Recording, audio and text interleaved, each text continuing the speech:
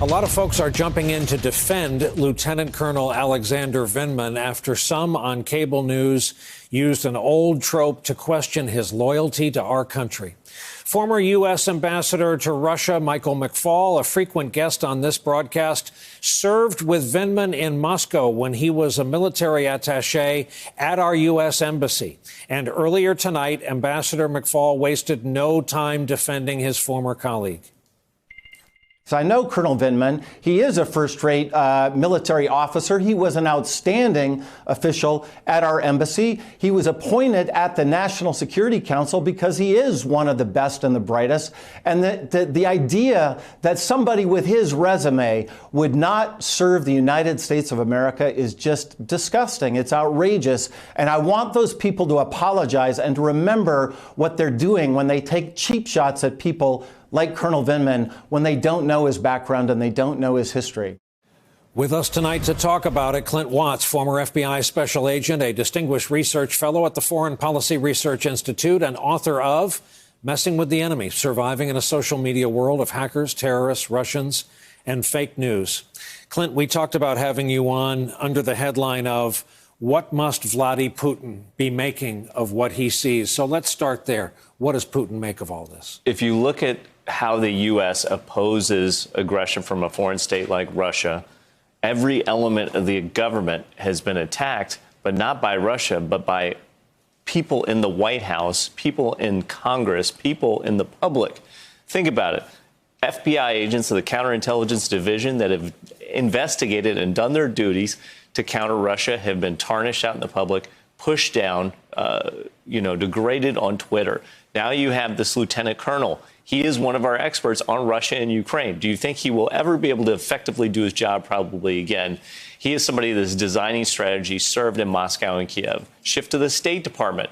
Bill Taylor, our best ambassador probably that we've had that's out there, has now been tarnished and called a never-Trumper. And then turn to the intel community. We have a search for a whistleblower by our elected officials trying to out that person who is clearly someone that knows the Russia threat. If you look across the government, in all of these elements of U.S. government right now, they have all been degraded, tied up with investigations, beaten down by the President of the United States or other congressmen. So how would we even counter Putin at this point?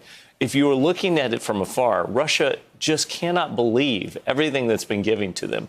And if you look around the world, we're seeing them in Africa again. After 2 decades of really being absent there, they're pushing aggressively. We're seeing them in the Balkans, throughout all the former Soviet states of Eastern Europe and Scandinavia. We're seeing them moving very aggressively, and they're starting to really mess around in the Middle East. So from a world standpoint, we are retreating from the world.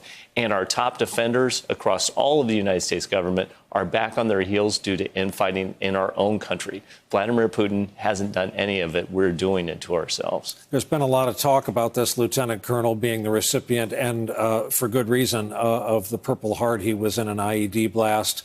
His vehicle got blown up. He received combat wounds. Report out today he's still walking around with shrapnel as a result. But as I look at him, and I happen to know a lot of folks in the service, when they glance at this picture of him, there's something that stands out. There's a reason it's above his rack of decorations. The powder blue rectangle with 2 laurels and a rifle through the center.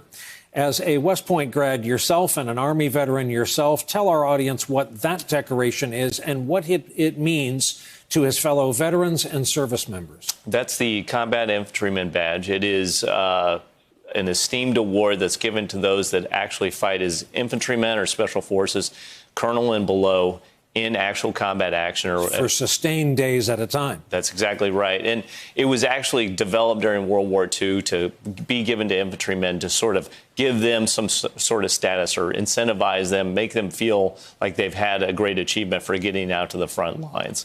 And so when you see that, that is a very coveted award to earn. People kind of strive for that once they deploy. They want to be part of the fight. And so when you see that on an officer like we saw it today, somebody walking in to the Senate and then being disparaged out in the public space by elected officials, questions about his allegiance to the United States, after he has served his country so dutifully and in combat, and he wears that badge. It's quite a sad moment in our modern history, amongst many sad moments in recent days.